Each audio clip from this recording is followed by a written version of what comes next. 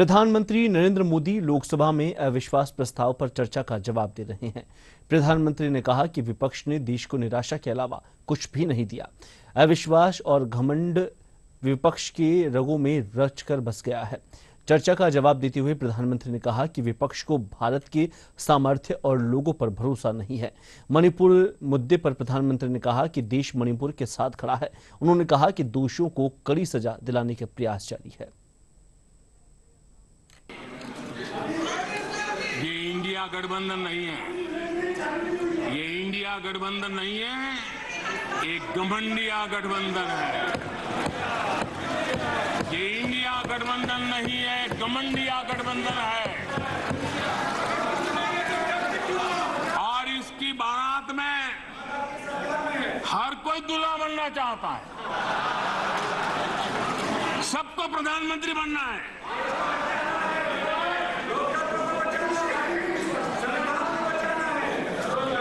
आदरणीय अध्यक्ष जी, इस गठबंधन ने यह भी नहीं सोचा है कि किस राज्य में आपके साथ, आप किसके साथ कहां पहुंचे हैं।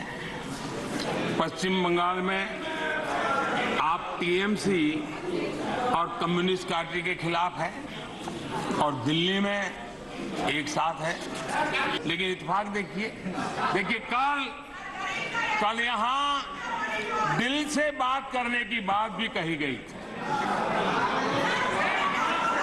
उनके दिमाग के हाल को तो देश लंबे समय से जानता है, लेकिन अब उनके दिल का भी पता चल गया। और अध्यक्ष जी, इनका मोदी प्रेम तो इतना जबरदस्त है जी, 24 घंटे सपने में भी उनको मोदी आता है। मोदी अगर भाषण करते समय बीच में पानी पिए तो ये कहते हैं, अगर पानी भी पिया तो सीना तान के कहते, देखिए मोदी को पानी पिला दिया। अगर मैं गर्मी में कड़ी धूप में भी जनता जनार्दन के दर्शन के लिए चल पड़ता हूं, कभी पसीना पोंछता हूं तो कहते हैं, देखिए मोदी को पसीना ला दिया। देखिए इनका जीने का सहारा देखिए। एक अविश्वास का प्रस्ताव लाए और अविश्वास के सारे विषय पर वो बोले तो ट्रेजरी बेंच का भी दायित्व बनता है कि देश के विश्वास को प्रकट करें, देश के विश्वास को नई ताकत दें, देश के प्रति अविश्वास करने वालों के लिए करारा जवाब दें। ये हमारा भी दायित्व बनता है। हमने कहा था अकेले मणिपुर के लिए आओ चर्चा करो, गृह मंत्री जी ने चिट्ठी लिख करके कहा था, उनके विभाग से जुड़ा विषय था, लेकिन साहस नहीं था, इरादा नहीं था और पेट में पाप था, दर्द पेट में हो रहा था और फोड़ रहे थे सर। इसका ये परिणाम था। आदरणीय अध्यक्ष जी, मणिपुर की स्थिति पर देश के गृह मंत्री श्रीमान अमित शाह ने कल 2 घंटे तक विस्तार से और बड़े धैर्य से, रत्ती भर भी राजनीति के बिना सारे विषय को विस्तार से समझाया, सरकार की और देश की चिंता को प्रकट किया और उसमें देश की जनता को जागरूक करने का भी प्रयास था। उसमें इस पूरे सदन की तरफ से एक विश्वास का संदेश मणिपुर को पहुंचाने का इरादा था। उसमें जन सामान्य को शिक्षित करने का भी प्रयास था। एक नेक ईमानदारी से देश की भलाई के लिए और मणिपुर की समस्या के लिए रास्ते खोजना एक प्रयास था, लेकिन सिवाय राजनीति कुछ करना नहीं है। इसलिए इन्होंने यही खेल किए, यही स्थिति किया।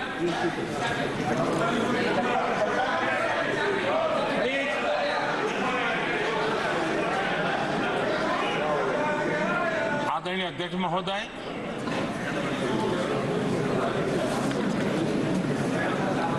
वैसे विस्तार से अमित भाई ने बताया है। मणिपुर में अदालत का एक फैसला आया। अब अदालतों में क्या हो रहा है वो हम जानते हैं। और उसके पक्ष विपक्ष में जो परिस्थितियां बनी, हिंसा का दौर शुरू हो गया और उसमें बहुत परिवारों को मुश्किल हुई। अनेकों ने अपने स्वजन भी खोए। महिलाओं के साथ गंभीर अपराध हुआ और ये अपराध अक्षम्य है और दोषियों को कड़ी से कड़ी सजा दिलवाने के लिए केंद्र सरकार, राज्य सरकार मिलकर के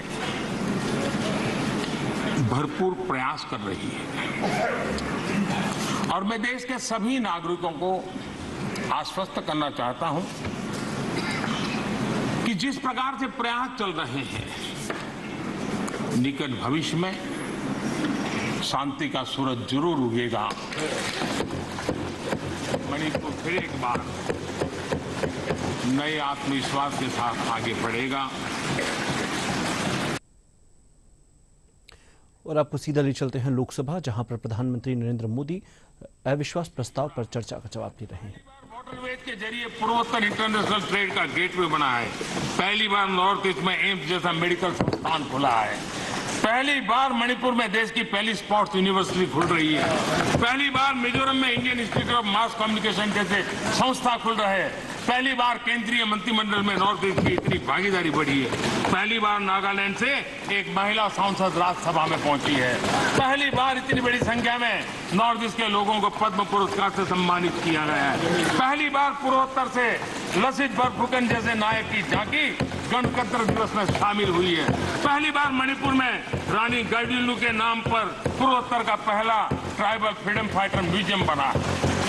आदरणीय अध्यक्ष जी, हम जब सबका साथ सबका विकास कहते हैं, ये हमारे लिए नारा नहीं है, ये हमारे शब्द नहीं है, ये हमारे लिए आर्टिकल ऑफ फेथ है, हमारे लिए कमिटमेंट है और हम देश के लिए निकले हुए लोग हैं।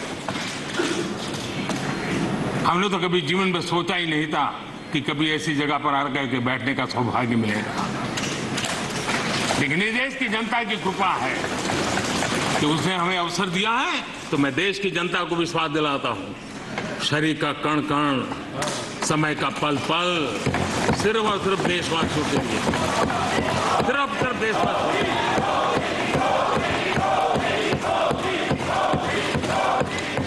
आदरणीय अध्यक्ष जी, मैं अपने विपक्ष के साथियों की एक बात के लिए आज तारीफ करना चाहता हूं, क्योंकि वैसे तो वो सदन के नेता को नेता मानने को तैयार नहीं है। मेरे किसी भाषण को उन्होंने होने नहीं दिया है, लेकिन मुझ में धैर्य भी है, सहन शक्ति भी है और जेल भी लेता हूं और वो थक भी जाते हैं। लेकिन एक बात के लिए मैं तारीफ करता हूं, सदन के नेता के नाते मैंने 2018 में उनको काम दिया था कि 2023 में आप अविश्वास प्रस्ताव लेकर आए और मेरी बात मानी उन्होंने।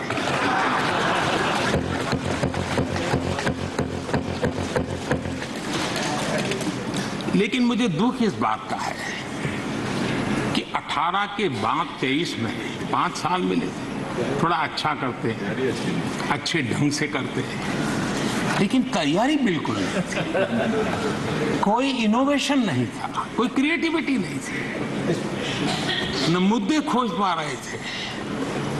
पता नहीं ये देश को इन्होंने बहुत निराश किया है राष्ट्र। चलिए कोई बात नहीं, 2028 में हम फिर से मौका देंगे। लेकिन मैं इस बार उनसे आग्रह करता हूं कि जब 28 में आप अविश्वास प्रस्ताव लेकर के आए हमारी सरकार के खिलाफ, थोड़ी तैयारी करके आइए, कुछ मुद्दे ढूंढ करके आइए। ऐसे क्या घिसी पिटी बातें लेकर के घूमते रहते हो। और देश की जनता को थोड़ा विश्वास इतना मेरे से कि चलो भाई आप विपक्ष के भी योग्य हो, इतना तो करो। आपने वो योग्यता भी खो दी है। मैं आशा करता हूं कि थोड़ा होमवर्क करेंगे।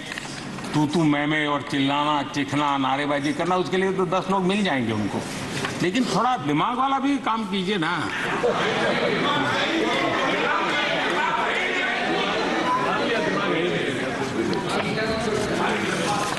आदरणीय अध्यक्ष जी, राजनीति अपनी जगह पे है। संसद ये दल के लिए प्लेटफॉर्म नहीं है। संसद ये देश के लिए सम्माननीय सर्वोच्च संस्थान है और इसलिए